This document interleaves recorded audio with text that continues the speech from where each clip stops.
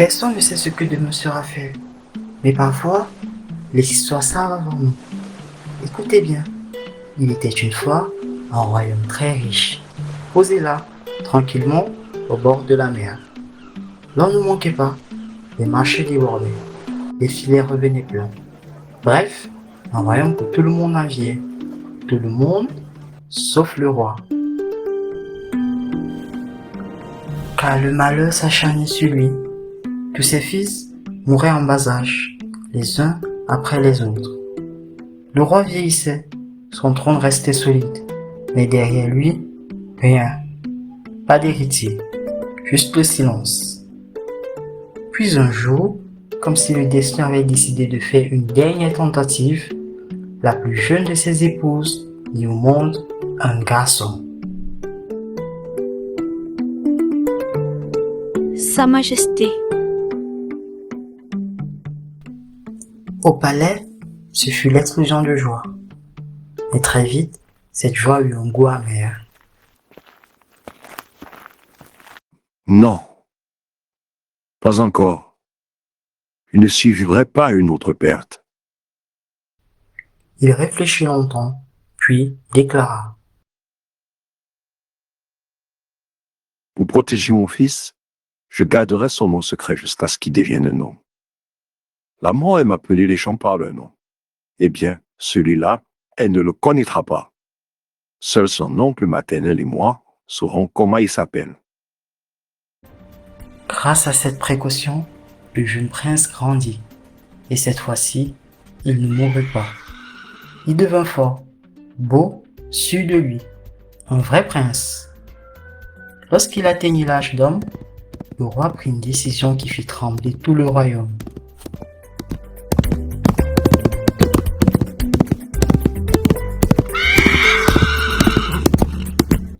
Mon fils épousera la jeune fille capable de deviner son nom. Pas au hasard.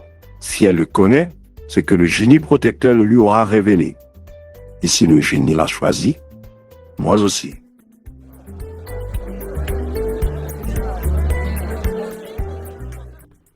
La nouvelle se répandit plus vite qu'un feu de brousse. Et soudain, les pères trouvèrent leur fille exceptionnelle. Toutes les mères juraient qu'elles avaient toujours su que leur enfant était spécial. On acheta les plus beaux pagnes. On tressa les cheveux jusqu'à en avoir mal aux doigts. Les plus riches coururent chez les féticheurs, ceux dont on disait qu'ils parlaient même aux esprits distraits. Et toutes les jeunes filles partirent vers le palais, chargées de cadeaux et d'espoir. Toutes, sauf une.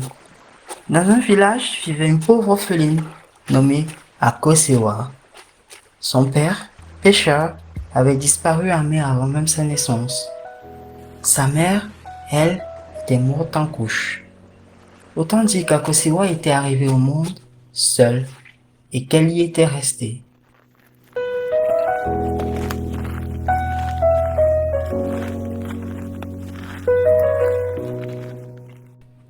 Elle vivait chez une marâtre, une femme dure, jalouse, aigre. Car Akosewa avait un défaut impardonnable. Elle était belle. Plus belle que Abla, Yena et Amina, les filles de la maison. Madame chante au lieu de s'activer au fourneau. Tu crois que le dîner va se faire tout seul? Petite feignante. Allez, dépêche-toi. Oui, ma tante. J'ai presque fini. La marâtre voulait voir que ses filles brillent, les autres qu'elles s'effacent. Après avoir tout acheté pour Abla, Yena et Amina, elle se tourna vers Akosewa et déclara froidement. Je t'interdis pas d'aller au palais, mais ne te fais pas d'illusions. Avant ça, tu vas travailler. Ramasse le maïs mélangé au sable. Trie le mine, enlève chaque caillou. Balaie la maison, puis toute la concession. Quand tu auras fini, on verra.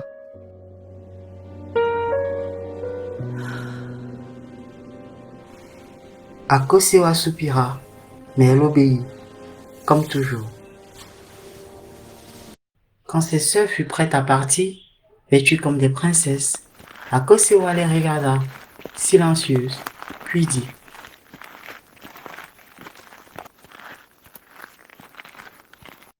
Mes sœurs, je ne connais pas bien la route. Aidez-moi. Au carrefour, mettez une branche fleurie sur le chemin du balai et une palme sèche sur celui de la forêt. Je vous en prie. Elles promirent, du moins avec leurs lèvres. Arrivée au carrefour, Yéna, la plus venimeuse, s'arrêta et dit: Pourquoi aider cette fille? Elle croit trop en son visage. Déposons plutôt la branche fleurie sur le mauvais chemin et la palme desséchée sur le bon. Nous ne risquons rien. Si elle sort vivante de la forêt et nous adresse des reproches, nous n'aurons qu'à lui dire que nous avons confondu ces deux recommandations parce qu'elle n'a pas su expliquer ce qu'elle voulait. Les trois rirent et échangèrent les marques.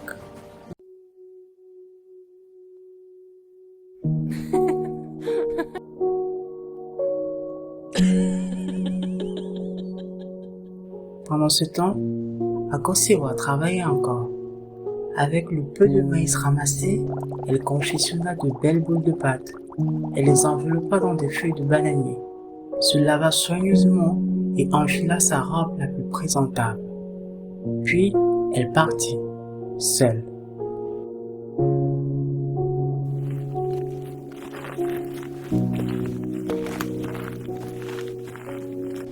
Un pas avant qu'elle n'arrive au carrefour, un vent mystérieux se leva. Dans un tourbillon, enleva la branche fleurie et la palme séchée qu'il déposa, chacune à la place de l'autre, effaçant ainsi le mauvais coup des trois sœurs. Akosewa prit le bon chemin.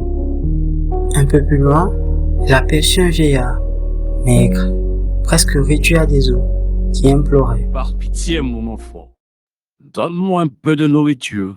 Je suis si faible que je ne puis me soutenir. Les trois sœurs étaient passées avant elle et avaient répondu en ricanant: Écarte-toi, ta dose ambulant. Tu crois vraiment que nous avons sali nos beaux pagnes en nous rapprochant de toi? Que de mauvais esprits vous guident. Mauvaise fille.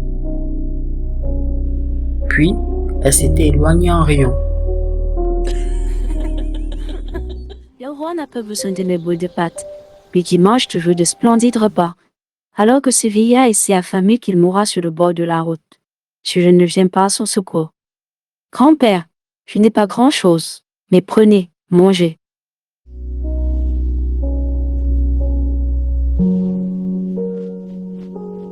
Mon enfant, pour te montrer ma reconnaissance, je vais te révéler le nom secret du prince. Il s'appelle Ketoglo. Oh grand-père, comment se fait-il que vous sachiez ce que tout le monde ignore? C'est ainsi, mon enfant. C'est ainsi. Aie confiance. Le vieillard sourit, puis s'éloigna sans prononcer d'autres paroles, car c'était le génie protecteur du jeune prince, qui s'était déguisé afin d'effectuer son choix parmi les jeunes filles. Akosewa répéta le nom du prince plusieurs fois pour l'inscrire dans sa mémoire et poursuivit son chemin. Lorsqu'elle arriva au palais, elle vit une immense foule dans la cour. L'orpheline s'approcha, tremblante, intimidée. Les jeunes filles, toutes plus pareilles les unes que les autres, formaient une longue rangée. Au fur et à mesure, chacune d'entre elles devint un joueur de tam-tam qui faisait vibrer son instrument le plus fort possible, afin que chaque jeune femme n'entende point la réponse de celle qui l'avait précédée. À côté du musicien se tenait l'oncle maternel du jeune prince, qui posa à chacune la même question. Enfin, peux-tu me dire quel est le nom de mon neveu? Il s'appelle Simba. Non, ce n'est pas cela. L'une après l'autre, les jeunes filles avancèrent, répondaient et s'éloignèrent déçues. Comme le tour d'Akosewa approchait, Celles qui avaient échoué se moquèrent d'elle. Comment veux-tu deviner le mot secret, pauvresse? Puisque nous qui sommes riches et belles, nous n'avons pas su plaire au génie protecteur du prince. Chassez cette fille sale qui ose se mélanger à nous avec ses vieux habits. Elle me fait honte. Silence! Petite, tu me dis quel est le nom de mon neveu?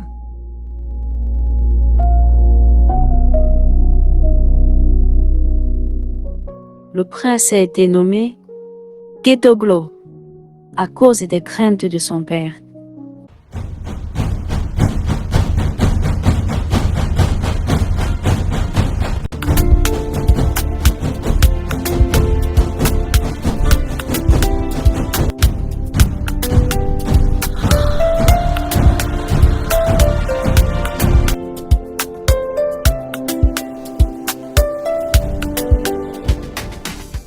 Voilà celle qui sera l'épouse de mon neveu, le prince Ketoglo, car le génie protecteur l'a désigné.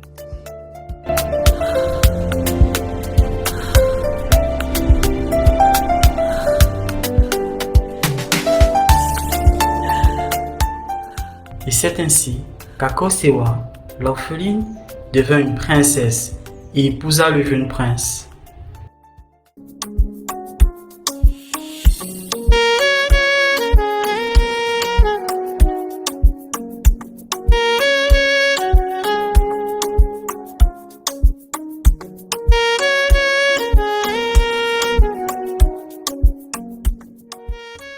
La bonté est le pari le plus risqué des hommes, mais c'est celui qui, contre toute attente, finit par bouleverser le destin.